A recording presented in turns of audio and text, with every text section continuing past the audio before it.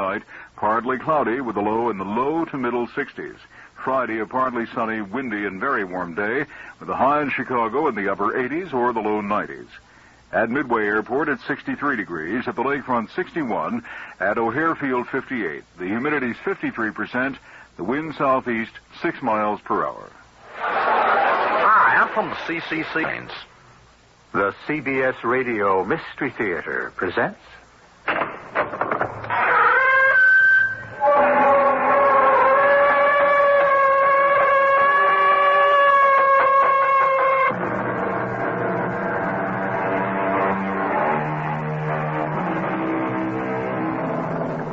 Come in.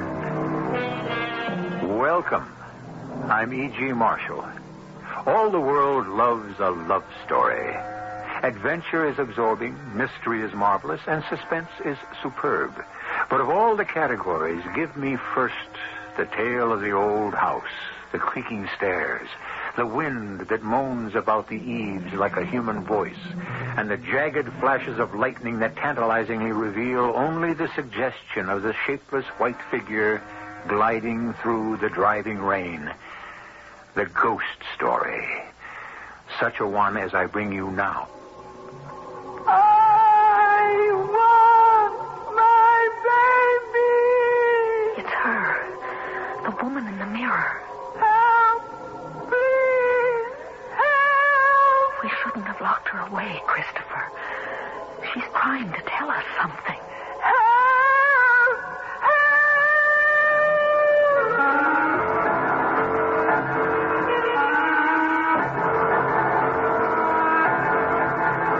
Our mystery drama, Legacy of Guilt, was written especially for the Mystery Theater by Ian Martin and stars Roberta Maxwell. I'll be back shortly with Act One. The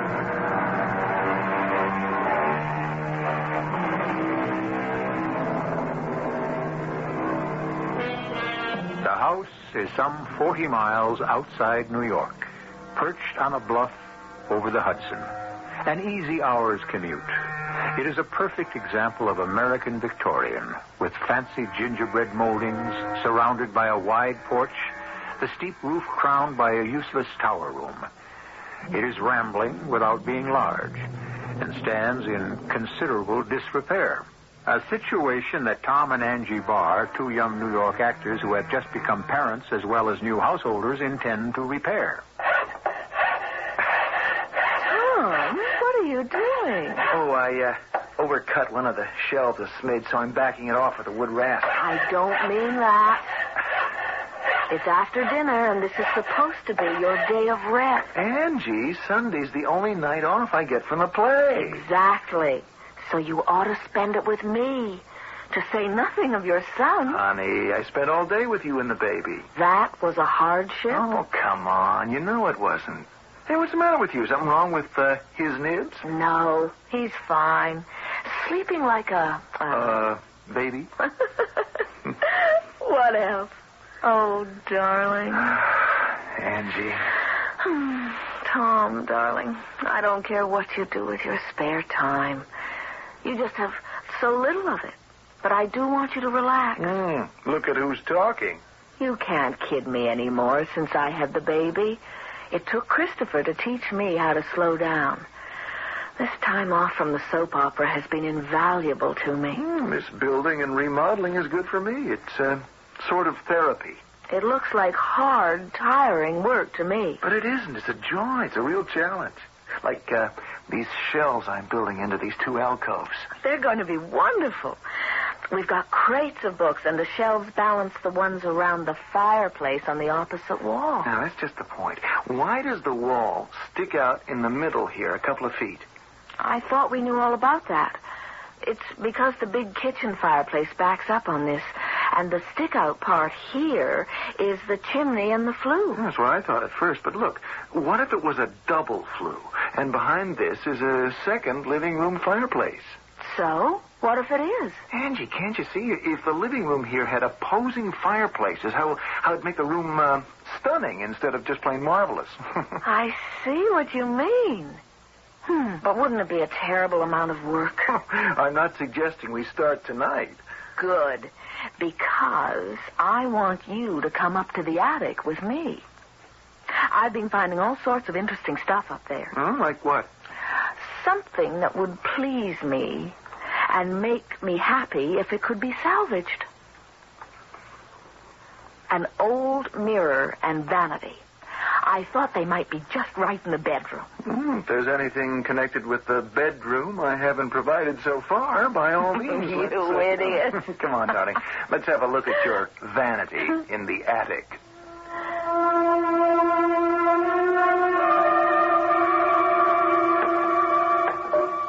I suppose what I found is ours. Didn't the house come as is? As far as I know. Well, it isn't all that great. I'll show you. See, there's a light somewhere. It's overhead, right in the middle. Half a sec. There. Oh, gesundheit. Why, there's enough dust. I don't think anyone's been up here except me in the last 50 years. More like the last century. There's a little lost alcove over here between the eaves and the chimney wall. The stuff's in here. Shall I drag it out? Would you mind? Here's your vanity thing. Ooh, heavier than it looks. Gesundheit. Turnabout is fair play. Still, maybe some tortured spirit from the past is trying to tell us something. What? Amidst the dust of ages, from out the grave I cry, open not the pages, let sleeping vanities lie. What's that from? I made it up myself. Okay, I lugged out your dressing table. Does it still grab you? You know what it is? That's mahogany inlaid with rosewood. And look at that marvelous 3/4 length oval mirror. What about the rest of the junk in here? I don't think it's anything we'd want. Except maybe the trunk. What's in there? I don't know. I didn't know if I should open it. Or could. Oh, let's have a look. Oh, my. What is it? Faded old baby clothes. Oh, aren't they sweet? All handmade. And? Well, they've never been used. Any of them. At least, I'm pretty sure not. Anything we can use for Christopher? No. They're practically disintegrating. They must be 100 years old. Anyway, I don't want Christopher in any hand-me-down. Honey, I was only kidding. Oh, look at this. What? An old photograph. Isn't she beautiful? Let me see. Yeah, she is. You know why? What do you mean? She looks a lot like you. You see it? She does. Sort of. Only I'm not that pretty. Oh, don't you ever believe it. She looks awful sad, though. Her eyes are kind of haunted. Gives you a shivery feeling. I wonder what got her so uptight. Maybe these clothes were for her baby. And she lost it or something. So, what do I do about this dressing table? Oh, just leave it till we know if it's ours to use. Yeah, check into it first thing tomorrow morning.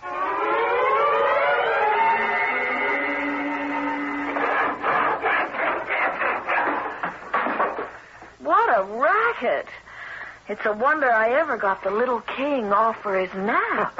I'm sorry, Angie. I just wanted to get this last shelf up before I get back to my other profession. I came down to remind you it's time to get showered, shaved, fed, and off for the theater. Okay. Just one last thing before I go. What? Stand back. I can't resist this. Are you crazy? What are you doing? Just proving I'm right. There. You see, there is a fireplace behind here. Okay, you convinced me. But did you have to make all this mess? I just had to convince myself. Leaving me to clean up. I'll do it. You haven't time. Oh, darling, I'm sorry. Don't be. I'd work my fingers to the bone for this house. I love it. Are you sure? You know, it's going to be a tough commute once you're back on the TV series again. You working days, me nights at the theater. We'll be lucky to meet each other coming and going. It won't always be like that, and it's worth it. This is all I ever wanted. Oh, by the way, who was on the phone? Huh? That was Marge from Copley Realty. She got in touch with Mr. Keever. Who? McChesney Keever, the old boy who owned this house before we bought it. Says he doesn't know anything about the things we found in the attic, and we're welcome to him. That's wonderful. Now, you want to lug your famous vanity down to the bedroom before I go clean up? Doesn't it look magnificent? There's no question it's a handsome piece of furniture in its way. I know it's old-fashioned and Victorian, Tom, but that's its charm. It fits the room.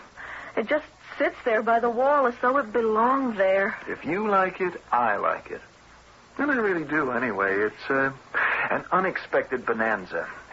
Hey, I can't hang around here admiring it. I'm going to miss half hour tonight. Go on and have your shower. What are you going to do? Oh, just take a sponge and clean up the mirror a bit. Why don't you do it tomorrow instead? You look tired. Oh, I have it away. Don't know what it is. Although your son and heir did keep me up quite a bit last night. Well, maybe he's having a tooth? Oh, at 4.5 weeks? Idiot. Go shave. Okay. Okay, old mirror. Let's see what a little elbow grease and soap can do. Come on. We've got to do better than that. It's like looking at someone underwater. Come clean. That's better.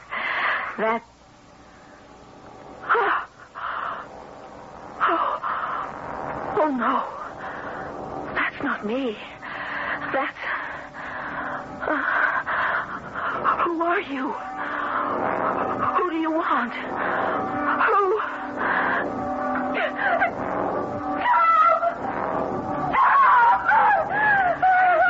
Angie, what's wrong? Look. Where?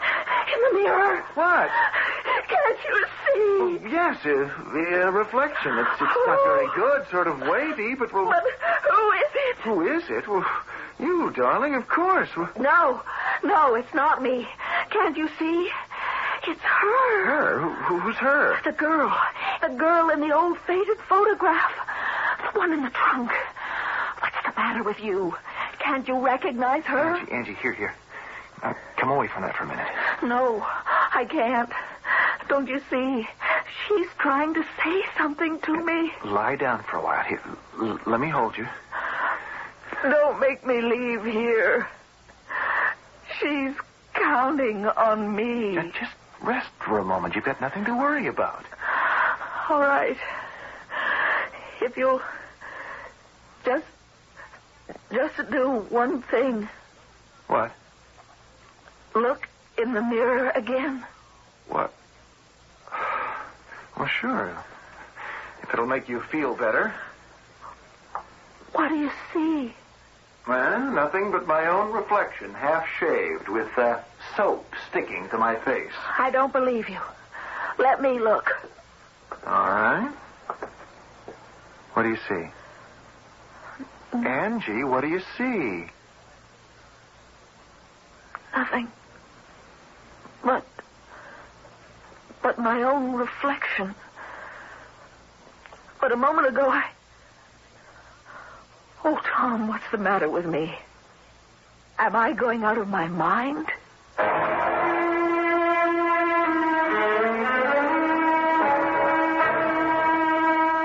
What is the answer to Angie's question? The only thing one can see in a mirror is a reflection. But just supposing, you looked in a mirror and found a totally different person staring back at you. Someone who must have been dead long ago. Would your reaction have been so different from Angie Barr's? I shall return shortly with Act 2. WBBM Chicago.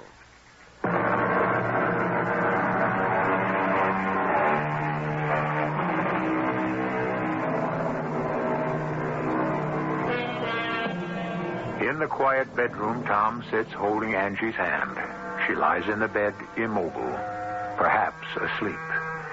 Tom's eyes are gloomy and brooding, his gaze fixed on the mirror on the vanity, his brow crinkled with concern. Now Angie opens her eyes. Tom? Yes, Angie? Forgive me. I don't know what got into me. Neither do I. That's what worries me. It is crazy, isn't it? I guess it was the trunk full of the baby clothes, stored away and never used. That kind of hit me. I mean, supposing anything had happened to Christopher, I'd have had the same collection in my... Oh, Angie, stop it. Don't think that way. Thank the Lord we don't have to.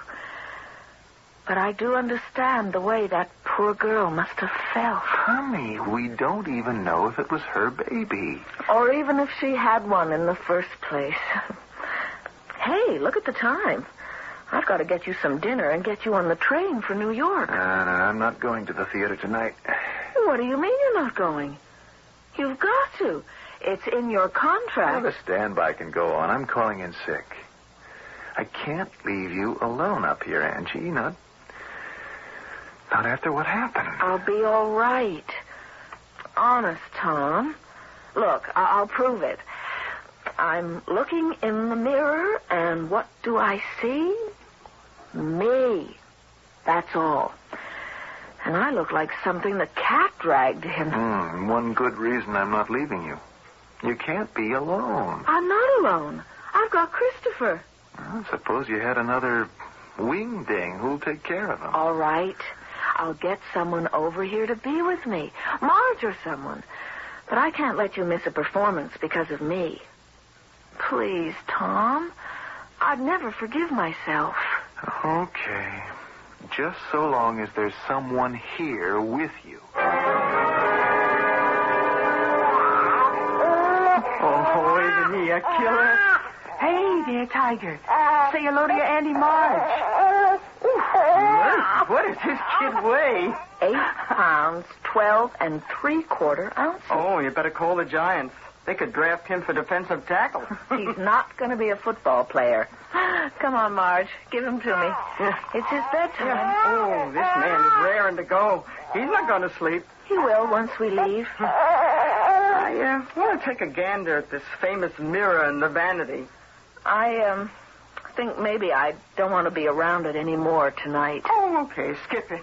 But, as the realtor who sold you this house, I feel responsible. Well, just because I had a sudden attack of the crazies?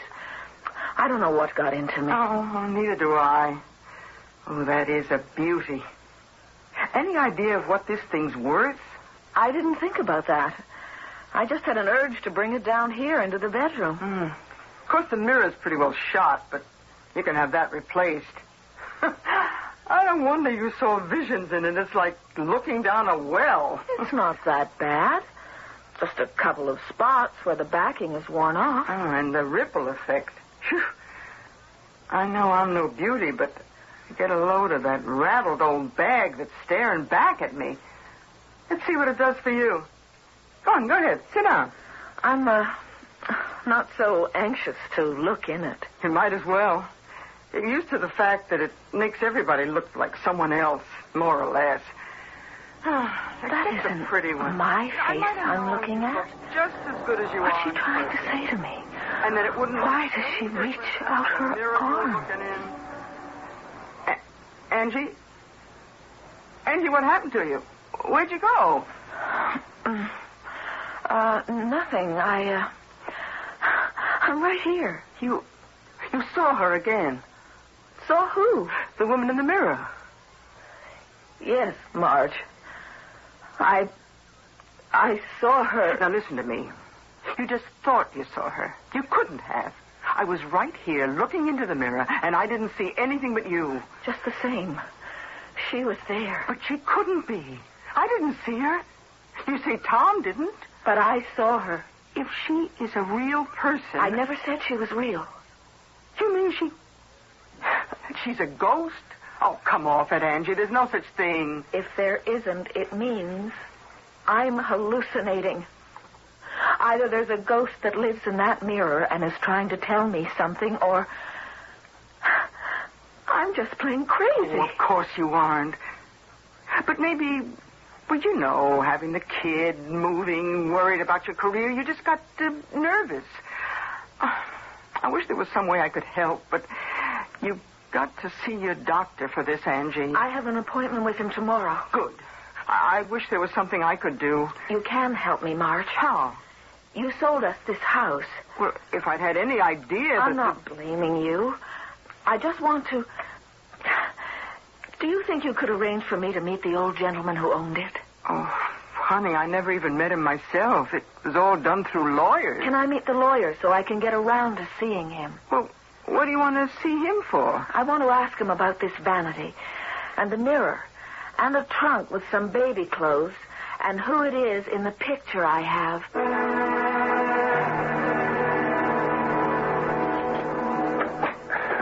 Angie, you didn't have to wait up for... Oh, well, I'm sorry, Marge. I saw the light here in the living room. I thought it was Angie. Oh, she just went upstairs a minute. Your son and heir was kicking up a storm. Well, I didn't mean for you to stay so late with Angie. Oh, I would not have left that beautiful wife of yours for anything till you got home. Why? Did something happen? Oh, it sure did. She thought she saw something in that mirror again. How do you know? Well, I was in the room as she was putting Chris down for the night, and like a fool, I wanted to have a close look at the piece of furniture. I said something about the mirror being so decrepit. Anyone would look a fright in it. But you know me, that wasn't enough hangnail psychology. I calmed her into sitting down and looking at herself in it, just to show it was a plain, ordinary mirror. And before you know it, she was off on some kind of a trip. You said she saw something in it? Yeah, the same woman. Tom, you got to make sure that girl of yours gets to the doctor. She has an appointment with him in the morning. I was going to babysit while she went. No, look, I'll be glad to babysit for you, Tom. You just make sure she tells the doctor about this fantasy of hers or whatever it is.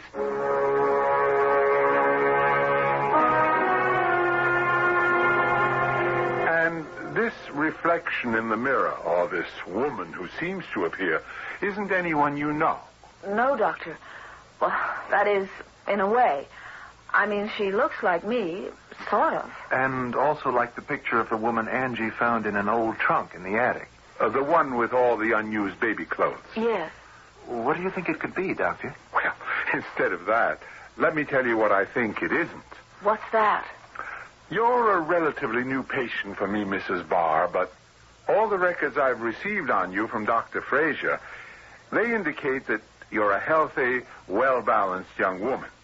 But you are an actress, and you have just had a baby. I don't see what that's got to do with it. I think I do. This mysterious visitor has appeared twice.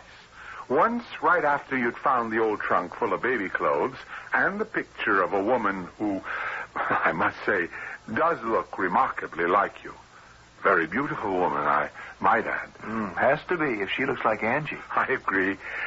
Now, Mrs. Barr, you say yourself that you immediately leaped to the conclusion that the woman in the picture was a mother who'd lost her baby. Doesn't it seem logical? It could also be logical that this was a woman who couldn't have the baby she wanted, or who had lost her husband before she could, or who lost her life before she could give birth, or, well, there are many possibilities. The only important thing is that, as an actress, you were sensitive enough to fantasize immediately. You dreamed you saw her. You said you were tired and sleepy at the time. I wasn't tired when I saw her the second time. But you just put your baby to sleep. And unconsciously, this woman was again strongly in the back of your mind. Well, I'm not going to speculate anymore. All I can tell you is that, in my opinion, you're in the pink of good health. And I'd make one simple recommendation. What's that, Doctor? Get rid of the old vanity, Mr. Barr. And with that, I'm sure you'll get rid of your wife's hallucinations also.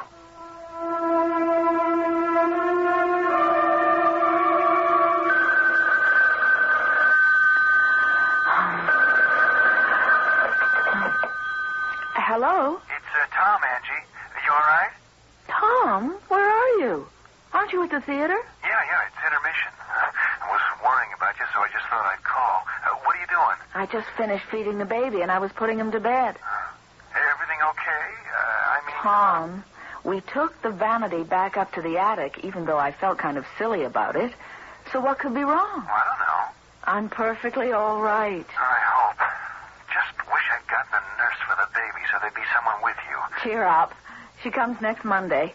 I promise you I'll make out till then. Yeah, well, hang, they're calling places. Angie, don't stay up for me. I won't. As soon as I get Chris off, I'm going to bed myself. And stop worrying about me. I'll try. Angie? Yes. I love you. And I love you. Oh, Mother's little darling. Were you jealous because I said I loved another man?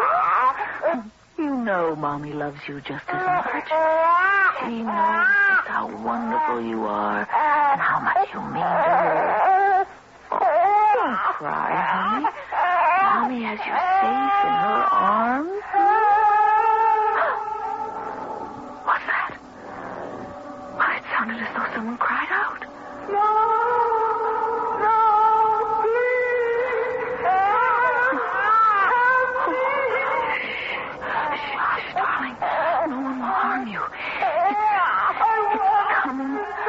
From the attic. It's her. The woman in the mirror. Oh, the poor thing. We've got to help her. We will help her, won't we? My big man. We shouldn't have locked her away. We shouldn't. She's trying to tell us something. I can't turn away. She's asking for help. I've got to try. Where's the light?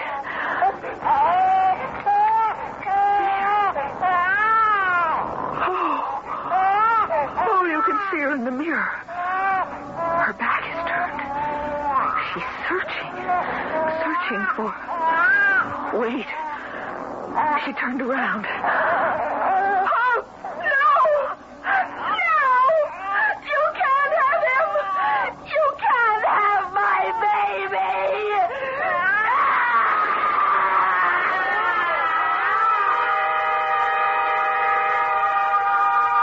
Whatever she has seen in the mirror, Angie, clutching her child to her with one hand, has lunged forward and spun the glass towards the wall so violently that the mirror shatters into 1,000 shimmering pieces.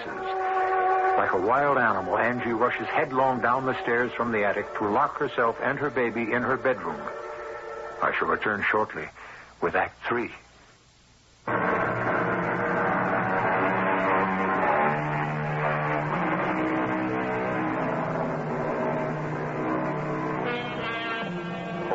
Home in the train, Tom Barr has had this twisting of unease below his stomach. Most of us have felt this premonition at one time or another about someone we love, this kinetic feeling that can only be explained by ESP or simple hunch. From the train, he has hurried to his car, driven to the house recklessly, calmed at the last moment by its quiet exterior as he turns into the drive, with only one light shining from the bedroom. Reassured, he parks the car and walks upstairs to the bedroom door. Oh, Tom, I'm so glad to see you home, darling. Oh, it's all right, Angie. Hey, you're trembling all over. What is it? Oh, it's my fault. What? What is? It happened just after you called me. I just hung up when... Okay, darling. Oh, Tom, I'm so sorry. I didn't want this to happen. What to happen? After I hung up, I went to talk to Christopher a moment. And suddenly I heard someone, kind of far off, calling for help. I picked up the baby and went to the attic door to listen, because it didn't seem like it was coming from outside. When I opened the attic door, it was louder. Are you crazy? You thought someone was inside the house, and you... Who did you think it was? I didn't have to think. I knew. It was her. Oh, no. I wasn't afraid then. I was only sorry for her. I mean, her voice was so sad and desperate. So I went up to the attic. For heaven's sake, why? I don't know, darling. I can't explain it. I could hear the voice, and it was echoey and strange. And sometimes I felt as if it was even coming from inside me. But I had to go. I had to respond to her call for help. You must have been out of your mind carrying the baby. I couldn't leave him alone. And I never thought, I never dreamed what could happen. Even after I saw her, You saw her? Where? In the mirror. When I turned on the attic light. It was like looking through a window into someone else's house. Only it wasn't. It was this house, our bedrooms, as though I was the one in the mirror and looking through from where the vanity was. Darling Angie, don't try to go through it now. She was coming through the door, just as you did now. And as if she had been searching the house. She was crying out for someone to help her find her child. I wanted to help, only suddenly... Suddenly what? She saw me with the baby in my arms. And she rushed towards me, getting bigger and bigger, till I knew she was going to burst right through the frame. And I thought, she's going to take my baby. And I took the mirror, and I turned it swivel to make the glass face the wall, and I guess there wasn't room, so it smashed, and the mirror flew everywhere. Hush, Angie. It's all right. I'm here now. What are we going to do? Well, we'll talk about that tomorrow. One thing for sure. We are going to get out of this house. I don't think I'll ever feel safe again, Tom. Unless whoever she is finds her lost baby.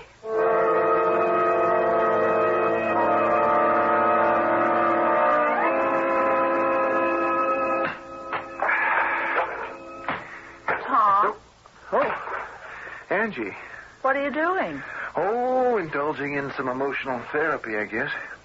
Anyway, since we'll have to sell a house, I've got to fix up this wall I broke through to the fireplace. I don't want to move, Tom. This is our house. Why should we be chased out of it? Well, I should think you could answer that easier than me, Angie. I can't help what I saw last night. What I heard. I didn't say you could. I'm not going to be driven out of my house. I won't let it happen. This is a problem that's got to be solved right here. Oh, by the way, Marge called. What does she want? Oh, something about McChesney Keever. You know, the old boy who owned the house before we bought it. She said he was anxious to talk to us. Well, to you. Did you ask her to contact him? Yes, I did. Why? Because he's my only hope to establish that there really is a ghost in this house, and perhaps give us a clue how she can be exorcised.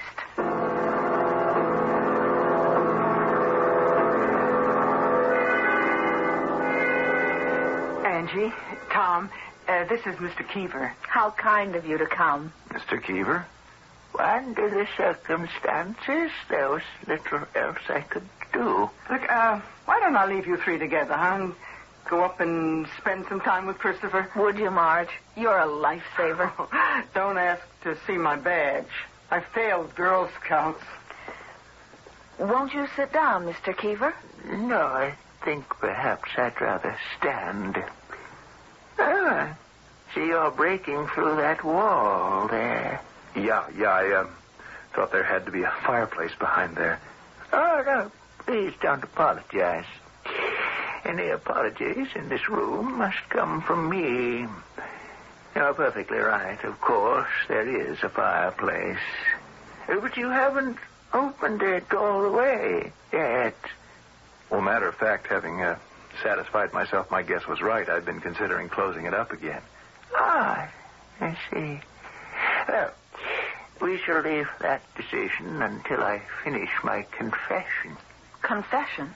Whether the facts are proven true or not. From what Mrs. James has told me, since the discovery of the old vanity, you've been plagued by a series of inexplicable events. I'm ashamed to say I realize that I have visited upon you a legacy of guilt. I do wish you would sit down, Mr. Keever. In due time, my dear. I'll try to make this as brief as possible. It's painful to me. My father was H. Haverford Keever, a moving spirit in these parts. I was born, I always thought, in this house in 1895. I'm 84. Can I get you something to drink, sir? Some tea, some water? No, let me finish. My father was something of a philanderer. Dear me, that sounds impossibly old-fashioned. But all those years ago, it was neither simple nor funny. Fortunately, he was rich. So, having got a certain young woman in trouble, when it became no longer possible to conceal her problem, he arranged to have her, what shall I say, domiciled nearby in his summer house. This house. That was the lovely young woman in the picture I found? By no means. That picture was of the woman I grew up believing was my mother. But she wasn't? Bear with me. Alexandra, for that was my father's wife's name, was pregnant at the same time as my father's mistress. But when the moment came for both of them to deliver, the mistress delivered first, the wife second, with only one difference. The first baby was alive and healthy. The second lost not only its own life, but the mother's as well. I don't understand which was which. That was the legacy of guilt.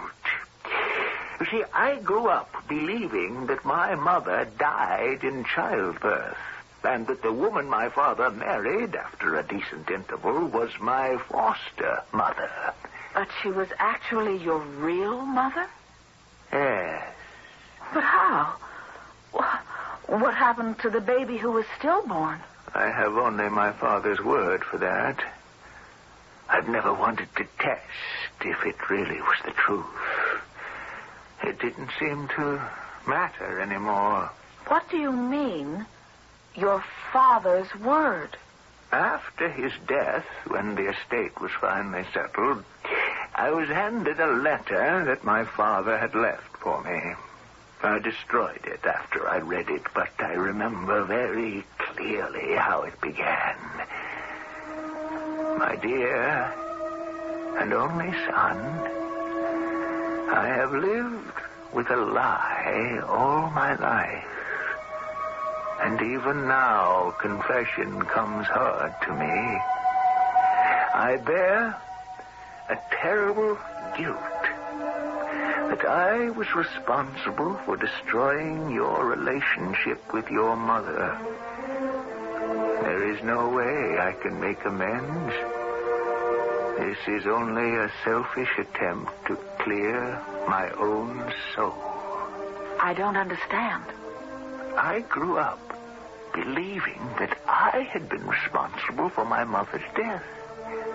And I resented my father's wife for pretending to be my mother, not knowing that she really was. Do you understand now? You were substituted for the child that died. Correct. But what happened to the dead baby? It was too late for it to become a matter of record, it had to be disposed of. How? I must admit that after reading my father's letter, I put it out of my mind. You see, it didn't matter anymore. I wasn't even sure if I believed any of it. Of course, there was always an easy way to prove it, but somehow it didn't seem worth the effort. What was it, sir? Life is so frequently more bizarre and unreal than any story. You see, there's a problem in opposing fireplaces. If one flue draws better than the other, a room can quickly be filled by smoke. At the time I was born, my father was in the process of walling up one of the fireplaces in this room. There was a small and tiny corpse to be disposed of. Where better than a hearth that was about to cease to exist also? Oh, murder. No. Not that. I just meant that... Now that it's all out in the open, why don't we make sure? No, let me. It won't take a moment to knock out the rest of the bricks. So that's why she haunts this house. She's looking for her lost baby. I can't answer that, my dear. But it seemed to me imperative that you know the whole story. I would never have sold you the house if I'd known it was haunted. Then you believe with me it is? Yesterday I would have scoffed at that. Today, Oh, my Lord. What is it? Look for yourselves. Huh? A skeleton. It's so tiny. But big enough to bring the truth to light at last.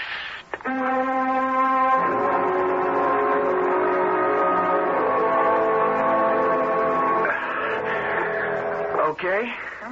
I have it. Put it down. All right. Now, you drop your end first. That's it. There. Back where it belongs. Oh, I don't know how you talk me into these things. Why would you want the vanity back down here? I just said it. Because it's where it belongs. Without a mirror? We'll replace that. Oh, that poor old man. Huh? Mr. Keever. Oh, yeah. I'll never forget his face when he went to touch that little skeleton, and it just powdered to dust. It was almost as if his whole life ended in that moment. Hey, Angie, what are you doing? Looking in the one piece of the old mirror that's left. You know what it really shows? What? Me, happy, fulfilled, with my own baby to hold in my arms any time I reach for him. Just as that poor ghost I saw, or dreamed I saw, has hers to comfort her in eternity. We can forget the past. All we have to look forward to is what life is all about. The future.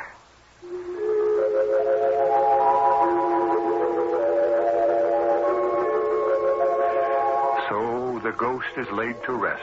A tiny ghost, never even born, but one who has perhaps found immortality in the arms of a mother who gave her own life to bear him. The past is buried, the legacy of guilt wiped out. And Tom and Angie Barr can once again look ahead to their marriage promise with as much hope as anyone else can, to live happily ever afterwards. Maybe we're all too emotional.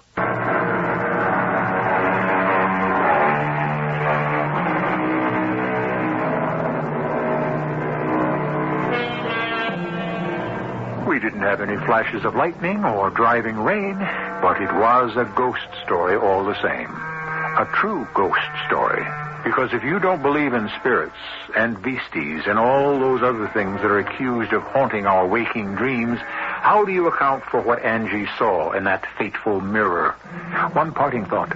how safe will you feel the next time you look in yours? Our cast included Roberta Maxwell, Russell Horton, and Bryna Rayburn. The entire production was under the direction of Hyman Brown. And now, a preview of our next tale. She thinks that you are her son, and if she thought otherwise, there is no telling how she would react. You will come home with me now, and we will all have dinner, and tonight, when Dorothy has gone to bed and is asleep, you and I will discuss a few matters. Such as? Such as what you have done with my real son, Robert. Is that a simple request, Professor Melville, or an order? Perhaps this will persuade you.